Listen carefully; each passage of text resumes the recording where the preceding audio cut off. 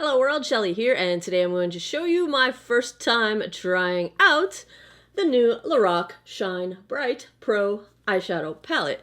I am a fan of Lorac shadows.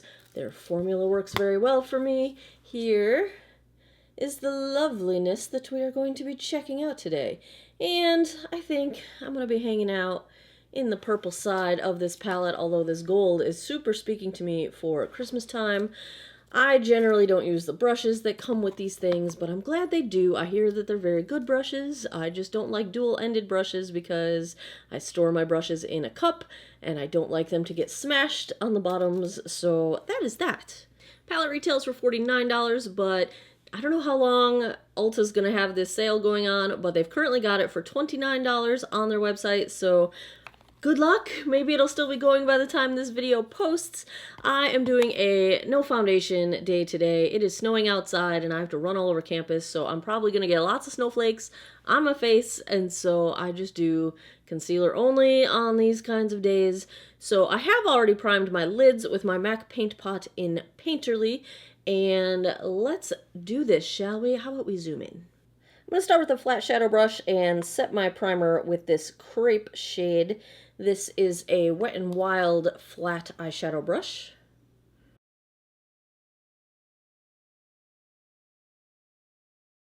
The Lorac shadows are always arranged so that you can build some eye looks directly out of their organization of the shadow. So like if you use the vertical columns here, you will have unique eye looks just like that. So you've got 5 of them built in. Of course, you can mix and match and do all kinds of things. Makeup is makeup, you do you. But I think I am going to start with this, the one on the far end here, and use that column as my sort of base for this eye look. So, Wayne Goss number 3, I'm going to go into Dusty Mauve here. This will be my transition color. Lorac's formula does have a little bit of powder kick up. That is true of all of the Lorac palettes I've got. I think I've got all of the Pro palettes and all of the Mega Pros at this point.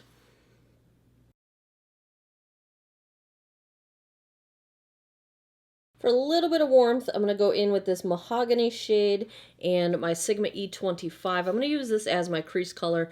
I debated using the slate blue as my crease color, but my fear there is that I will look like I got punched in the eyeball. So while a little bit of that is going to end up in my crease, I'm going to use the slate blue on my outer corner. I'm going to start with some mahogany in the crease. I'm going to take a Real Technique small shader and go into slate blue.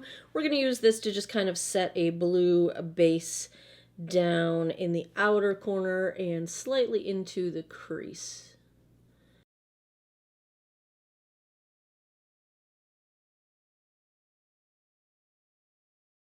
That mahogany is just the right shade to work with this slate blue. That's a very nice combo.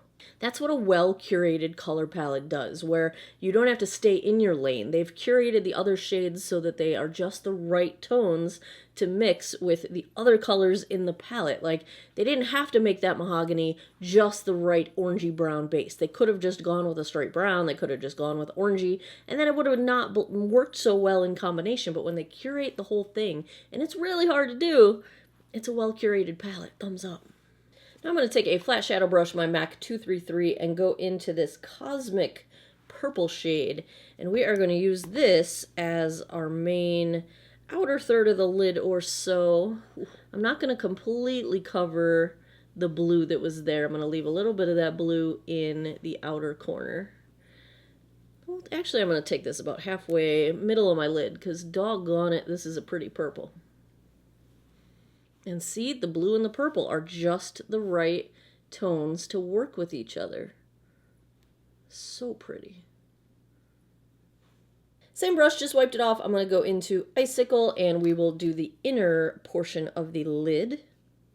Same brush, just wiped it off. I'm going to go into Icicle and we will do the inner portion of the lid.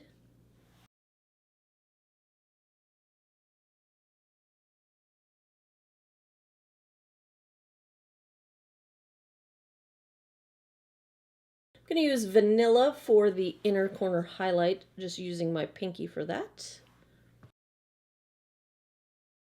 And I'm going to take a little bit of Mahogany and this little Luxie smudger brush and use this on the lower lash line. I'm going to use Crepe for my brow bone highlight because vanilla is pretty hardcore. It would make a good night out brow bone highlight, but boy, it is banging. Look at that. I'm going to do liner and lashes. I'll be right back. Might as well finish my face while we chat. Laura Geller, Baked Balance, and Brighten. I usually just do a little bit of powder around my whole face when I'm going with no foundation. I know this actually is a foundation technically, but I don't wear it as a full coverage type thing. I just kind of dust it on to have a base to blend my other stuffs. Ooh, this It Cosmetics brush, the Heavenly Luxe Wand Ball Powder Brush. Ooh, it feels nice. Balm Desert for bronzer. I don't go heavy on the bronzer when I'm not wearing foundation because it just looks weird on me, but I do like to give myself a little bit of color. I really enjoy the Lorac eyeshadow formula. Like I said, I feel like it's something that anybody can use and do well. You don't need fancy brushes. You don't need fancy skills. It just blends out so nicely and so easily.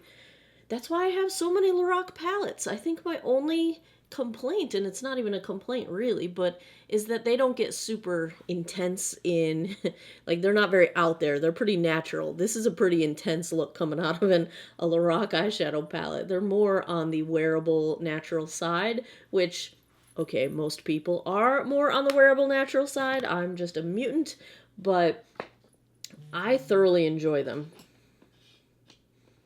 I also have a favorite new highlighter brush. This is the Real Techniques number 400. This thing, it's the perfect density, it's the perfect shape, it's the perfect softness. Now, I'm talking if you want bling highlight, not like natural highlight. You know I don't go for natural very often. I got foundation on my Natasha Denona Super Glow. This is my favorite highlight of life. This stuff, man. And I've used it a gazillion times. There's not even a dent in here. Like, this is going to last me forever. Even when I'm not wearing foundation, I do wear highlight. I'm also enjoying this blush brush from Real Techniques. Also a number 400. How do they number them? They must have a series number or something. Nipple blush.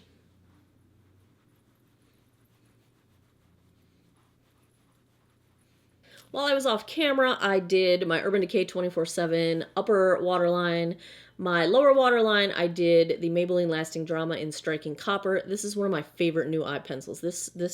I love this line of eye pencils. They're super creamy, super easy to apply in the waterline. They stay put for the most part, but Striking Copper, I mean, come on. I'm super jazzed about this color combo that is happening on my eyeballs right now. For mascara, I did the Total Temptation in the waterproof version because snow.